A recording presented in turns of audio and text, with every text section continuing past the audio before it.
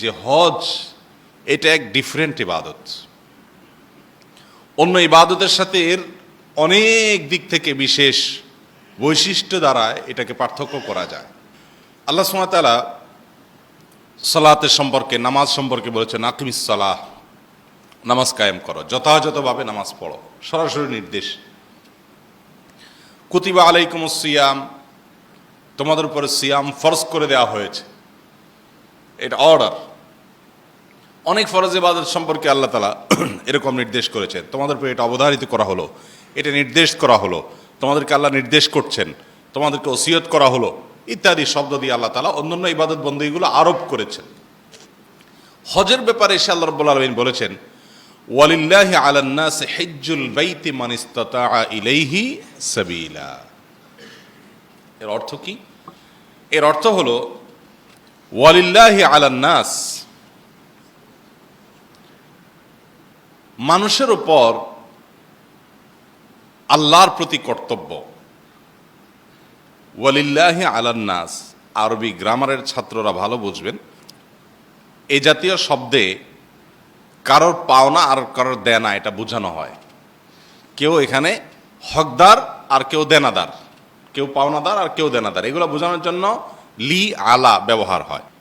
লাহু আলাইয়া দেরহাম, মানে আমার উপর তার এক দেরহামের দেনা আছে, এটা তার পাওনা আছে আমার কাছে।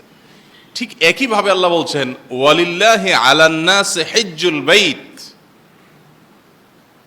মানুষের কাছে আল্লাহর পাওনা, মানুষের কাছে আল্লাহর পাওনা, মানুষ আল্লাহর প্রতি মানুষের কর্তব্য। লিল্লাহি আলান নাস, মানুষের উপরে অবশ্য কর্তব্য এবং করণীয়, আল্লাহর অধিকার কি? হিজ্জুল বাইতি মান ইসতাতাআ ইলাইহি সাবিলা, যদি আর্থিক শারীরিক সঙ্গতি থাকে তাহলে বাইতুল্লাহ গিয়ে হজ করা, এটা হলো মানুষের প্রতি আল্লাহর পাওনা, এটা আল্লাহর প্রতি মানুষের কর্তব্য, করণীয়, তার মানে এটা আল্লাহর অধিকার। একটু লক্ষ্য করেন তো যে কুতিবা আলাইকুমুস সিয়াম অথবা আকিমিস সালাহ অথবা এই জাতীয় যে শব্দ বা বাক্যগুলো আল্লাহ কোরআনে ব্যবহার করেছেন, তোমাদের উপর এটা ফরজ করা হলো, এটা করো, এটা অর্ডার, এটা নির্দেশ, এগুলো সাফ এবং পরিষ্কার নির্দেশনা জারি। আর এই হজের বেলায় এসে আল্লাহ রাব্বুল আলামিন বলছেন যে মানুষের কাছে আল্লাহর পাওনা হয়ে যায়, যদি তার সামর্থ্য থাকে সে যেন হজ করে। এখানে একটা প্রেমময় ইবাদতের ইঙ্গিত পাওয়া যায় হজের মধ্যে, যে এখানে আল্লাহর সাথে বান্দার একটা বিশেষ মোহাব্বত, ভালোবাসা, একটা বিশেষ সম্পর্ক, আল্লাহর নিদর্শনগুলো পরিদর্শন করার মাধ্যমে আল্লাহর প্রতি ঈমান বৃদ্ধি করার এক সুবর্ণ সুযোগ তৈরি হয় হজের মধ্যে, সে বিষয়টি কিন্তু এখান থেকে বোঝা যায়। এই জন্য ইসলামের যে প্রধান 5টা কাজ, মূল স্তম্ভ 5টা বিষয়, এই 5টা বিষয়ের ভিতরে 5 নম্বর এবং সর্বশেষ হলো কি? হজ। হজ কেন সর্বশেষ? এর অনেক উত্তর আছে। এর একটা উত্তর এটাও যে অন্যগুলো সবার জন্য প্রযোজ্য, হজ সবার জন্য প্রযোজ্য না। তবে এই উত্তর এর চাইতে আরো জুৎসই উত্তর হলো, আরো গ্রহণযোগ্য উত্তর হলো যে ইসলামের 4টা স্তম্ভ পরিপালন করার পর মূলত মানুষ হজের যে স্তম্ভ আছে, হজের যে রোকন আছে, এটা আদায় করার জন্য সার্বিকভাবে প্রস্তুত হয়, উপযুক্ত হয়, উপযোগী হয়। একটা মানুষ আল্লাহর প্রতি ঈমান আনে, প্রথম স্তম্ভ শাহাদাতি আল্লাহ ইলাহা ইল্লাল্লাহ ওয়া আন্না মুহাম্মাদান রাসূলুল্লাহ, আল্লাহ ছাড়া সত্যিকারের কোনো মাবুদ নেই, উপাস্য আর কেউ নেই তিনি ছাড়া, আর মুহাম্মদ সাল্লাল্লাহু আলাইহি ওয়াসাল্লাম আল্লাহর রাসূল, এই কথা সাক্ষ্য দেওয়া, মুখ দিয়ে এটার সাক্ষ্য দেওয়া, 1 নম্বর স্তম্ভ। এটা যখন মানুষ রপ্ত করে ফেললো, এটা মানুষের মধ্যে বদ্ধমূল হয়ে গেল এবং ইমানদারের লিস্টে, তালিকায় তার নাম ঢুকে গেল, এন্ট্রি হয়ে গেল, এরপর দ্বিতীয় কাজ হবে তার 5 ওয়াক্ত সালাত আদায় করা, দ্বিতীয় রোকন 5 ওয়াক্ত নামাজ। 5 ওয়াক্ত নামাজ যদি কেউ না পড়ে তাহলে ইসলামের রোকনই নেই, খুঁটিই নেই, সে কিভাবে মুসলমান দাবি করতে পারে? ইসলামের খুঁটি, আপনি ইসলামের অনেক কাজ না করলেও মুসলমান থাকতে পারেন, কিন্তু নামাজ না পড়লে নিজেকে মুসলমান দাবি করার নৈতিক কোনো সুযোগই নেই। যদি আমরা অনেকে মনে করি নামাজ কালাম জিন্দিগিতে না পড়লেও কি হয়েছে, নাম তো মুসলমানের, মুসলমানের ঘরে জন্মগ্রহণ করছি, সবাই মুসলমান জানে, অতএব আমি মুসলমান। তো যাই হোক, ইসলামের দ্বিতীয় স্তম্ভ হলো কি?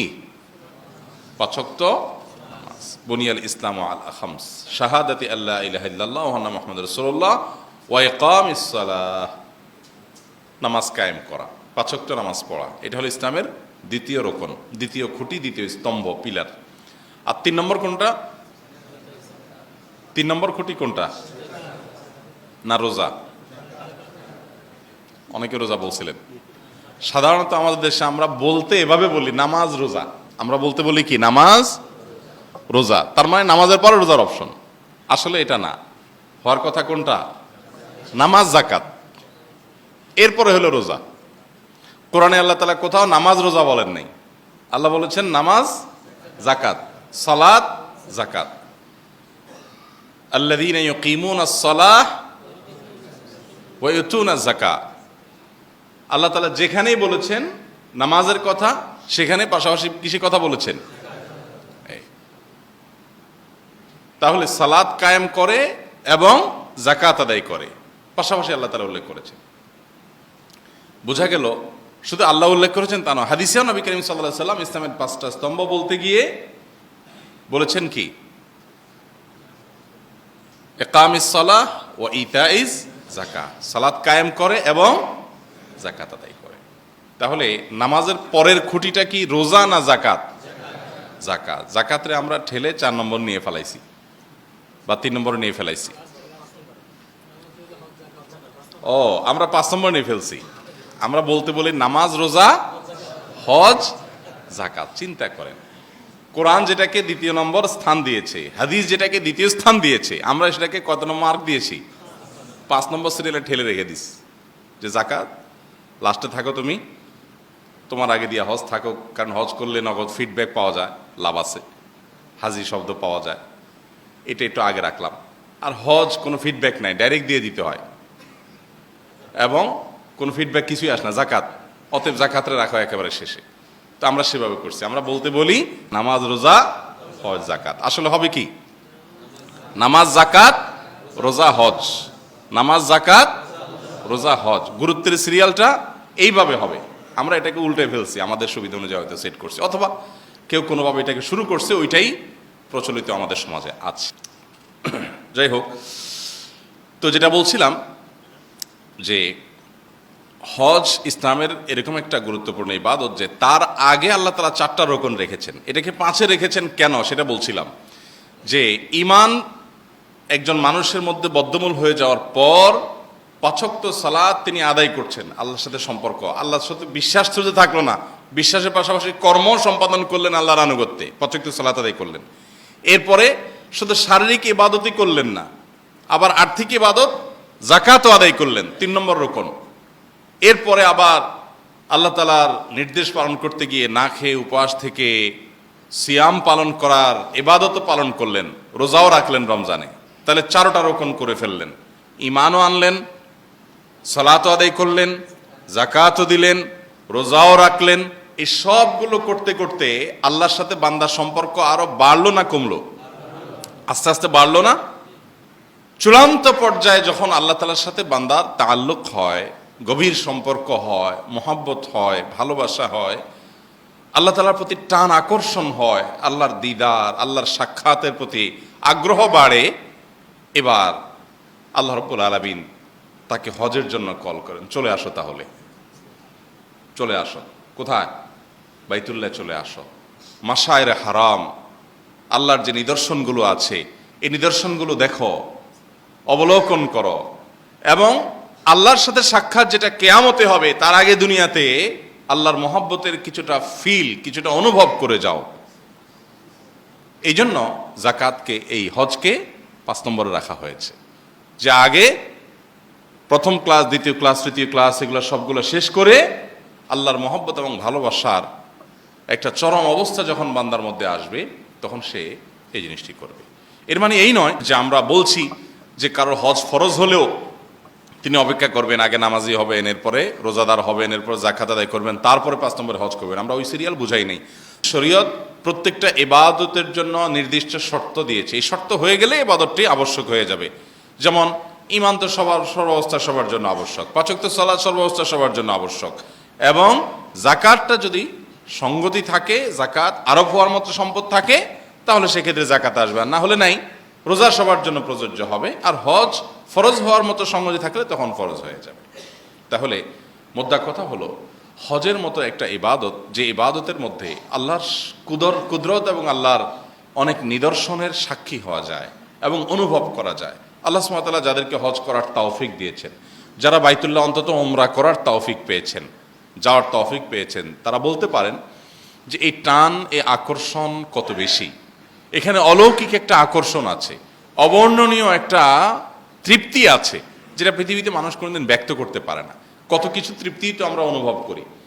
আমরা এর আগে বারবার বলেছি, আপনি যদি আল্লাহর একেবারে বিশেষ কিছু কুদরতের প্রত্যক্ষ সাক্ষী হতে চান, দেখতে চান, তাহলে তার একটি হলো এটি। পৃথিবীতে কোনো গুরুত্বপূর্ণ স্থাপনা, সপ্তাশ্চর্যের একটি, কিংবা এরকম আরও কোনো গুরুত্বপূর্ণ ভবন, স্থাপনা বা আল্লাহর কোনো বিশেষ সৃষ্টি যদি আপনি একবার দেখেন, দ্বিতীয়বার দেখেন, তৃতীয়বার দেখেন, মানুষের বানানো হোক অথবা আল্লাহর কোনো কুদরতের বিশেষ কোনো সাক্ষী, বিশেষ কোনো সৃষ্টি যদি হয়, কয়েকবার দেখার পরের পর আপনার কিন্তু সেখানে যাওয়ার জন্য কোনো বিশেষ টান, আকর্ষণ অনুভব হবে না। এটাই হলো বাস্তবতা। একই জায়গায় অনেকবার মানুষ যেতে খুব বেশি চায় না, নতুন জায়গায় যেতে চায়। কিন্তু বাইতুল্লাহ এবং হজের যে জায়গাগুলো, ইব্রাহিম আলাইহিস সালামের স্মৃতি বিজড়িত জায়গাগুলো, আল্লাহর কুদরতের যে নিদর্শনগুলো, মাশআইরে হারাম যেগুলো, সেগুলোতে মানুষ বারবার যাওয়ার পরও, 10 বার, 20 বার, 30 বার যাওয়ার পরও তার আকর্ষণ কমে না, বরং যে যত বেশি যায় তার আকর্ষণ তত বাড়তে থাকে। এটা একটা মিরাকল বলতে পারেন, এটা একটা মুআজিজা বলতে পারেন, এটা একটা অলৌকিকত্ব বলতে পারেন। আল্লাহ রাব্বুল